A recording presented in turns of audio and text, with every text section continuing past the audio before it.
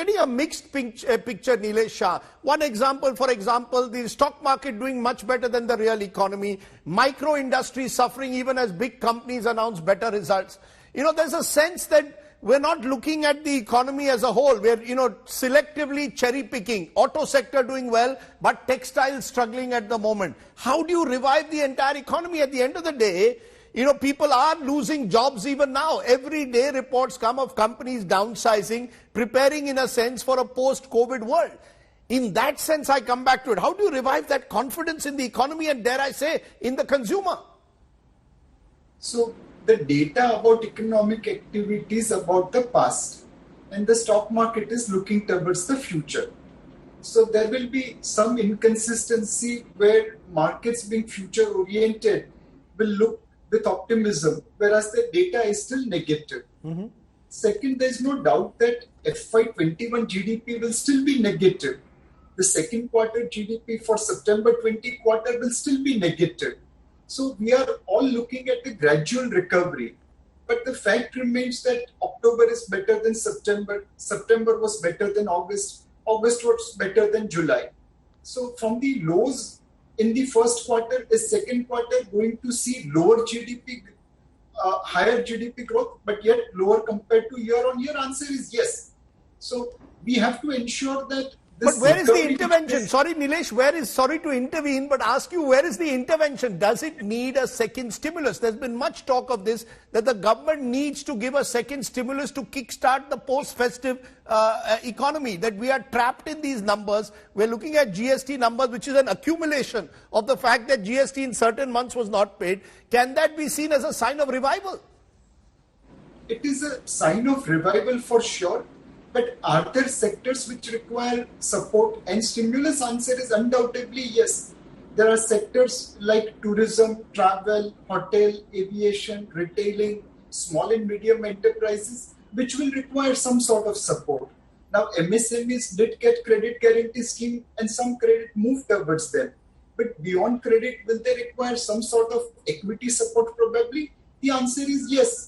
And which is where it is important to maintain path of fiscal prudence and yet raise non-tax revenues so that we can provide that kind of support. Now, compared to market divestment, strategic divestment always provides better return, better value.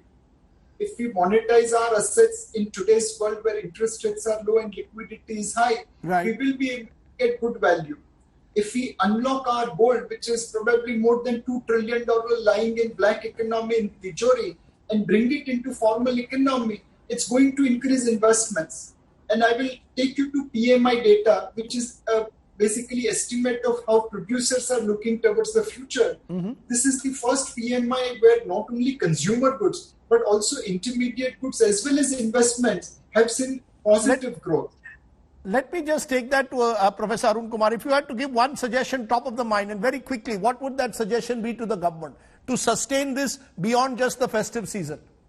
So, the government has to look at the short run, create demand, which means employment generation so that, people have more purchasing power in their hands, which means rural employment guarantee scheme, which has got only 1 lakh crore, must be stepped up to at least 3 lakh crore. The wages have to be increased under the rural employment guarantee scheme, plus give 200 days of work rather than 100 days of work. Create a similar scheme in the urban areas so that the urban unemployed and the professionals and so on, they start getting jobs, they start getting incomes. So unless you increase demand, the supply side will not work. The government is going for supply side changes. It says that we'll reform this, we'll reform that, but that'll take 3 years, 5 years to work itself out. What you need is immediate demand revival. Without that immediate demand revival, industry will not be able to pick up. So therefore, government needs to step up. The problem is government had planned for a 10% growth in the economy. Right. Actually, you have a minus 10%. So they're 20% off on the budget. So if all figures are wrong, so therefore the government must reformulate its budget immediately. Otherwise, your revenue projections are going to be wrong. Your expenditure projections are going to be wrong. And therefore, the fiscal deficit will balloon in any case. So government must, come out with emergency measures to reformulate its budget and allocate much more for employment generation and put incomes in the hand of people. Final word, Rajeev Dubey, 30 seconds. Where would the government start according to you? What is it that the government now needs to do? Rajdeep, to all that Professor Kumar has said, I'd like to add that public expenditure, as one of our cover stories a couple of months back says, public expenditure has to carry on. Public expenditure has actually stalled. States have had a big hit on public expenditure. Some states have reduced it by as much as 60%. Capacity building in that area is not happening, and that has to be a joint effort between the center and the states. States have to live up to the expectations of the center and of the public in general to be able to improve public expenditure, grow public expenditure, and so will create demand in the economy, both at the state level and at the center. So apart from consumption is absolutely primary. We cannot look at exports because that's not in our control. Right. And private investment, we are far, far away. We are nowhere close to private investment. So the two engines that we can start firing is consumption, if we can do whatever Professor Kumar said.